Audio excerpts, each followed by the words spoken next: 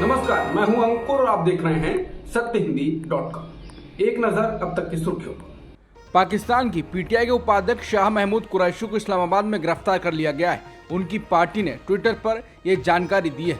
PTI का कहना है कि कुरैशी को पुलिस के एक बड़े दस्ते ने राजधानी में उनके घर से गिरफ्तार किया है। पार्टी ने बताया है कि उन्हें पाकिस्तान की संघीय जांच एजेंसी के मुख्यालय ले जाया गया है। इस्लामाबाद पुलिस के एक अधिकारी के मुताबिक शाह महमूद कुरैशी उनकी हिरासत में नहीं है, इसलिए इस बात की पूरी संभावना है कि एफआईए के अधिकारी उन्हें गिरफ्तार करके ले गए हैं।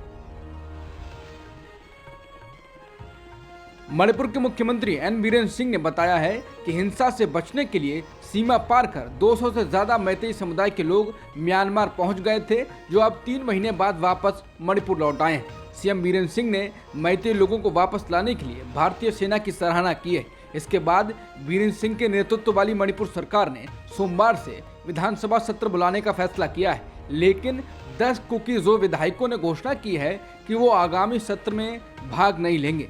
भाजपा विधायक पॉलिन लाल हाओकिप ने कहा है कि भगवा पार्टी के 7 विधायक और 3 अन्य विधायक भी राज्य प्रायोजित नरसंहार में कुकीज़ो समुदाय के खिलाफ आपराधिक हमलों के विरोध में सत्र में भाग नहीं लेंगे।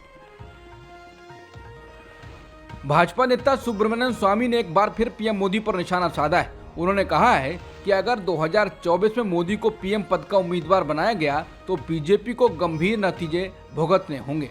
बता दें, ऐसे पहली बार नहीं है जब पीएम मोदी को निशाने पर लिया गया हो। इससे पहले उन्होंने कहा था कि प्रधानमंत्री बनाने का फैसला आरएसएस करती है और आरएसएस अपने फैसलों को बताती नहीं है। उन्होंने कहा था कि बीजेपी जीत जाएगी, फिर भी प्रधानमंत्री मोदी पक्का नहीं होंगे। छत्तीसगढ़ में विधानसभा चुनाव है। कांग्रेस और भाजपा तो ये चुनाव लड़ ही रहे हैं और आज इंडिया गठबंधन के सदस्य अरविंद केजरीवाल भी छत्तीसगढ़ पहुंच गए, जहां उन्होंने भूपेश बघेल सरकार के कामकाज पर सवाल उठाते हुए राज्य के लिए 10 गारंटी की घोषणा कर दी। अरविंद केजरीवाल ने कहा, छत्तीसगढ़ में सरकारी स्कूलों का बुरा हाल है, कई स्कूल तो बंद कर दिए। इन्होंने कई स्कूल हैं जिसमें 10-10 कक्षाएं हैं और एक टीचर है। कई टीचरों को महीनों तक तनख्वाह नहीं मिली है। टीचर से टीचिंग के अलावा सारे काम कराए जाते हैं। दोस्तों, दिल्ली के अंदर सारे सरकारी स्कूलों को हमने चमका दिया है। आज मेरे दिल्ली के स्कूलों के नतीजे प्राइवेट स्कूलों से ज्यादा अच्छे आ रहे हैं। उन्होंने बिजली को लेकर कहा कि छत्तीसगढ़ में 24 घंटे बिजली मिलेगी। ये मैजिक सिर्फ केजरीवाल को आता है। दिल्ली और पंजाब के बाद 300 यूनिट तक छत्तीसगढ़ में फ्री बिजली दी जाएगी। छत्तीसगढ़ में नवंबर तक के पुराने बकाया बिजली बिल माफ कर दिए जाएंगे। इसके अलावा उन्होंने स्वास्थ्य को लेकर कहा कि सरकारी स्कूलों में न टेस्ट है न दवाइयां मिलती हैं। दिल्ली के किसी भी अस्पताल में मुफ्त इलाज होता है। आपसे आपका राज्य नहीं पूछा जाएगा। छत्तीसगढ़ में हर गांव और गली में मोहल्ला क्लिनिक खोले जाएंगे। सरकारी अस्पताल शानदार बनाएंगे और इलाज मुफ्त होगा। इसके अलावा उन्होंने कहा कि दिल्ली में 12 लाख प्राइवेट नौकरी दी और 2 लाख सरकारी नौकरी दी। छत्तीसगढ़ में हर बेरोजगार को रोजगार देंगे और हर बेरोजगार को 3,000 रुपए हर महीने भत्ता मिलेगा। केजरीवाल ने अपनी अगली गारंटी में कहा कि 18 साल से अधिक उम्र की महिला को प्रति महीने 1,000 रुपए बैंक अकाउंट में दिए जाएंगे। छत्तीसगढ़ में बुजुर्गों को मुफ्त तीर्थ यात्रा कराई जाएगी। पूरा खर्चा सरकार उठाएगी। जेब से एक पैसा खर्च नहीं होगा। छत्तीसगढ़ से भ्रष्टाचार खत्म करेंगे। भ्रष्टाचार खत्म करके पैसा आएगा। छत्तीसगढ़ में सरकारी दफ्तर में काम करवाने नहीं जाना पड़ेगा। प्रमाण पत्र घर बैठे बन जाएंगे।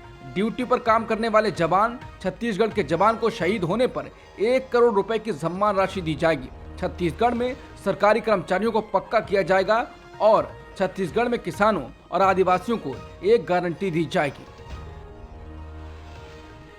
अरविंद केजरीवाल के छत्तीसगढ़ में भूपेश बघेल सरकार पर हमले पर कांग्रेस नेता पवन खेड़ा ने सीएम केजरीवाल को दिल्ली पर बात करने के लिए कहा है। पवन खेड़ा ने ट्वीट कर कहा, रायपुर क्यों जाएं?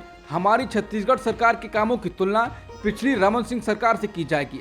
आइए हम अपनी पसंद का एक क्षेत्र चुनें और यहाँ दिल्ली में कांग्रेस सरकार बनाम अपनी सरकार के कामों की तुलना करें। बहस के लिए तैयार हैं। उन्होंने कहा कि रायपुर की उड़ान भरने से पहले जरा दिल्ली के धरातल पर बात कीजिए, जहां पूरा शहर रसातल में जा रहा है। इससे पहले दिल्ली में लोकसभा चुनाव में गठबंधन को लेकर कांग्रेस नेता अलका लांबा के एक बयान से विवाद हो गया है। कांग्रेस नेता अलका लांबा ने मीडिया से बातचीत में कहा था कि पार्टी नेताओं को राज्य में संगठन को मजबूत बनाने को कहा गया है और कांग्रेस को दिल्ली की 7 लोकसभा सीटों पर चुनाव की तैयारी रखनी है। इसके बाद कांग्रेस ने तो सफाई दी, लेकिन आम आदमी पार्टी हमलावर हुई। कुल मिलाकर सवाल उठ गया कि क्या आप और कांग्रेस का गठबंधन हो भी सकता है। और इसके बाद केजरीवाल ने छत्तीसगढ़ में कांग्रेस पर हमला बोल दिया। मध्य प्रदेश में होने वाले विधानसभा चुनाव के लिए बीजेपी ने नया प्रयोग करते हुए 39 प्रत्याशियों की सूची जारी कर दी है। खास बात यह है कि अब केंद्रीय गृह मंत्री अमित शाह एक और नया प्रयोग करने वाले हैं। शाह ने हाल ही में घोषित किए गए बीजेपी के सभी प्रत्याशियों को भोपाल बुलाया है। बताया जा रहा है कि अमित शाह ने मध्य प्रदेश बीजेपी के लिए नई रणनीति बनाई है। इसके तहत प्रत्याशियों को खास ट्रेनिंग दी जाएगी, जहां सभी प्रत्याशियों को 21 अगस्त को भोपाल बुलाया है। भोपाल से ट्रेनिंग लेने के बाद इन प्रत्याशियों को अपने क्षेत्र में लौटने से लेकर मतदान और चुनाव नतीजे आने तक पूरा कैलेंडर बनाकर दिया जाएगा। पार्टी ने इसके लिए ट्रेनर्स भी बुलाए हैं। खास बात यह है कि बीजेपी ने सभी हारी हुई सीट पर अपने उम्मीदवार घोषित कर दिए हैं। इन सीट को बीजेपी आकांक्षी विधानसभा मानती है, जिस पर अमित शाह सबसे ज्यादा फोकस करते हैं। संसद के मानसून सत्र के दौरान राहुल गांधी की कथित फ्लाइंग किस पर अब स्मृति ईरानी ने निशाना साधा है। उन्होंने शनिवार को कहा, ये घृणित व्यवहार था। स्मृति ईरानी ने आज तक के कार्यक्रम में कहा, एक ऐसा व्यक्ति जो संसद में शालीन आचरण नहीं दिखा सकता। केंद्रीय मंत्री ने कहा, ये घटना राहुल गांधी के लिए शर्म की बात है, ना कि मेरे या किसी अन्य महिला सांसद के लिए। उन्हें शर्म आनी चाहिए। मध्य प्रदेश के पूर्व मुख्यमंत्री दिग्विजय सिंह ने बीजेपी पर बड़ा आरोप लगाया है। दिग्विजय सिंह ने कहा है कि मध्य प्रदेश में नूह जैसे दंगे करवाना चाहती है बीजेपी। उन्होंने कहा कि अल्पसंख्यक समाज पर जिस तरीके से सरकार ने अन्याय और अत्याचार किया है, वैसा उन्होंने अब तक नहीं देखा है। दिग्विजय सिंह ने कहा कि बीजेपी मध्य प्रदेश में दंगा कराने की योजना बना रही है। उन्होंने कहा कि प्रदेश में ठीक उसी तरह दंगा कराया जा सकता है जैसा हरियाणा के नूह में करवाया गया था। बीजेपी समझती है कि आज हमारे खिलाफ बहुत ज्यादा नाराजगी है।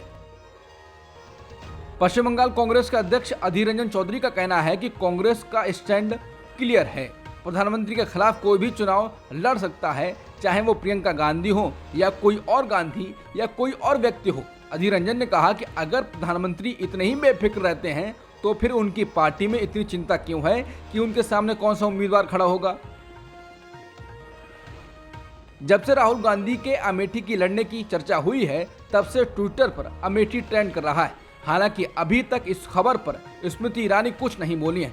इस बीच शिवसेना यूबीटी की सांसद प्रियंका चतुर्वेदी ने कहा है कि मुझे पूरा विश्वास है कि अगर वो दोनों यानी राहुल गांधी और प्रियंका गांधी अमेठी और बनारस से चुनाव लड़ती हैं तो उनकी जीत से कोई इनकार नहीं कर सकता है। इसके अलावा कांग्रेस नेता लगातार अमेठी पर बोल रहे हैं। कांग्रेस नेता हरीश रावत का कहना है कि अमेठी राहुल गांधी की स्वाभाविक सीट है, लेकिन वो वायनाड से भी लड़ेंगे क्योंकि संकट के समय वायनाड ने उनका साथ दिया था। कांग्रेस नेता राशिद अल्वी ने अगले साल 2024 में होने वाले लोकसभा चुनाव को लेकर कहा है कि अगर प्रियंका गांधी वाराणसी से चुनाव लड़ती हैं तो पीएम मोदी को गुजरात वापस जाना पड़ेगा। राशिद अल्वी ने समाचार एजेंसी एएनआई से बात करते हुए कहा, अगर राहुल गांधी अमेठी से चुनाव लड़ते हैं तो स्मृति ईरानी की जमानत जब्त हो जाएगी। ये भी मुमकिन है कि वो अमेठी छोड़कर चली जाएं। मेरी बीजेपी नेताओं से गुजारिश है कि वो उन्हें भागने ना दें। उनसे कहें कि आप मंत्री भी हैं और सांसद भी, आप अमेठी से मुकाबला कीजिए।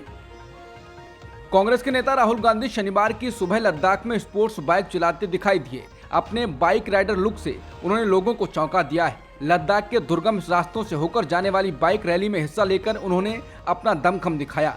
राहुल गांधी ने अपने इंस्टाग्राम अकाउंट से बाइक चलाते हुए फोटो पोस्ट किए है। इसमें दिख रहा है कि वो हेलमेट लगाकर बाइक चला रहे हैं। अपने इंस्टा पोस्ट में उन्होंने लिखा है कि मैं पेंगोंग झील के रास्ते में हूँ, जिसके बारे में मेरे पिता कहा करते थे कि ये दुनिया की सबसे खूबसूरत जगहों में से एक है। बता दें, कांग्रेस नेता राहुल गांधी इन दिनों लद्दाख के अपने दौरे पर हैं। वो गुरुवार को लद्दाख पहुंचे थे। शुक्रवार को वो लद्दाख के एक फुटबॉल मैदान में स्थानीय लोगों के साथ बैठकर फुटबॉल मैच देखते हुए मीडिया के सामने आए थे, जहां बच्चों और युवाओं से बातचीत करते हुए दिखाई दिए थे। भारत में आयोजित किए जा रहे G20 शिखर सम्मेलन पर कांग्रेस पार्टी ने कहा है कि इसके जरिए लोगों का ध्यान जरूरी मुद्दों से भटकाया जा रहा है और प्रधानमंत्री इवेंट मैनेजमेंट कर रहे हैं। कांग्रेस नेता जयराम रमेश ने ट्विटर पर कहा, G20 का गठन 1999 में हुआ था। 19 देश और यूरोपियन यूनियन इसके सदस्य हैं। इसके गठन से लेकर अब तक बारी बारी से 17 देशों में G20 शिखर सम्मेलन आयोजित हुआ है।